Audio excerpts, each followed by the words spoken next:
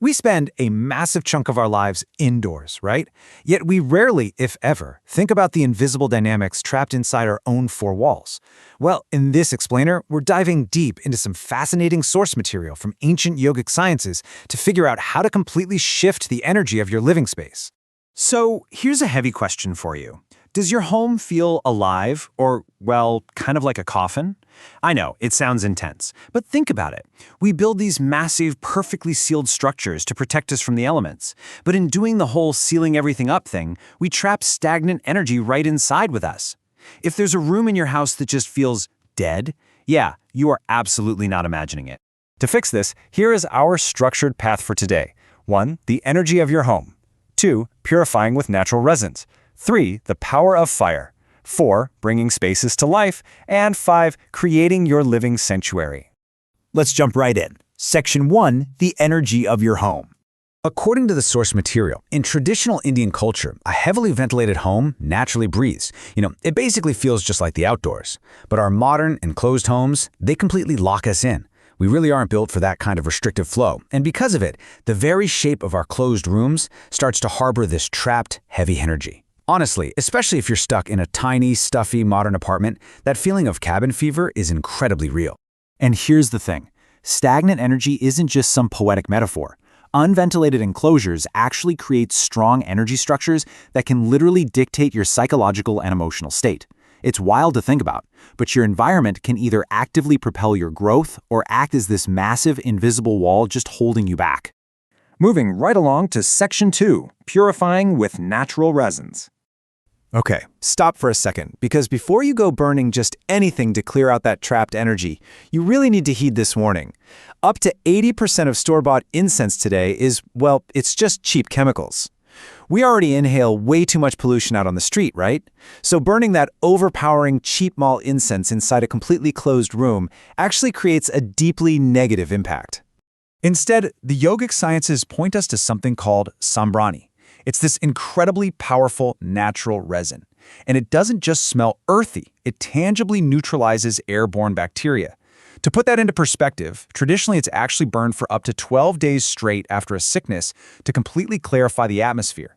It structurally shifts a room from feeling like a rigid, closed box to feeling totally boundless.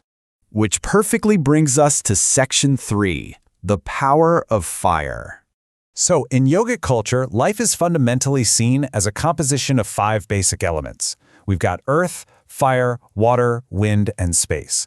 And while sure, all 5 are absolutely vital, when it comes to actively warding off negativity and protecting your environment, one element stands head and shoulders above the rest, and that is fire. This brings up a highly recommended daily practice from the source material. Lighting a simple oil lamp is not just some symbolic ritual. As Sadhguru notes, simply staying in its presence works absolute wonders for your physical well-being. That small fire actively cleanses your system. It's actually fascinating how just sitting near a safe indoor flame shifts a room's dynamic. The yogic sciences establish that having a burning oil lamp specifically helps ward off airborne infections. It is literally considered an absolute must-have nearby when you are physically feeling unwell.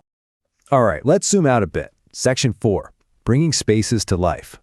Think about it this way. If you lived in a simple one-room hut, keeping the space energetically alive would be a breeze. Simply living with joy and love would naturally charge that single room. But today, we live in massive houses with 10 to 15 enclosures. That is simply too large for any single human's energy to maintain. As a result, untouched rooms slowly die out, and stepping into them can honestly feel like stepping into a coffin. To solve this very modern problem of massive homes, the source material recommends something called a punya puja. You can basically think of this as an annual energetic reset for your house. Because if your own daily joy isn't quite enough to fill 15 rooms, which is totally fair, this yearly consecration is a structured, practical way to effectively wake up the building and ensure it actually supports you. To truly grasp this, we need to understand the word itself. Punya refers to actions that increase the effervescence of life within you. It's the direct, complete opposite of actions that drag you down into inertia. The ultimate goal of consecrating your home is to surround yourself with that bubbling effervescence, rather than constantly fighting against an inert, heavy environment. Let's bring it all together. Section 5, Creating Your Living Sanctuary. So here are your 3 direct, actionable interventions to combat stagnant energy. Step 1. Ditch the chemical incense entirely and clarify your air with natural resins like Sambrani. Step 2. Bring the element of fire indoors with a daily oil lamp. And step 3, if you happen to live in a multi-room modern home, look into an annual space consecration to permanently banish that heavy inertia.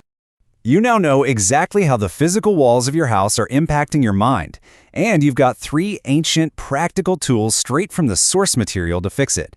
So I'll leave you with this provocative thought. How will you change your home's atmosphere tonight? Will you light a lamp? Maybe track down some natural Sambrani? The energy of your sanctuary is entirely in your hands.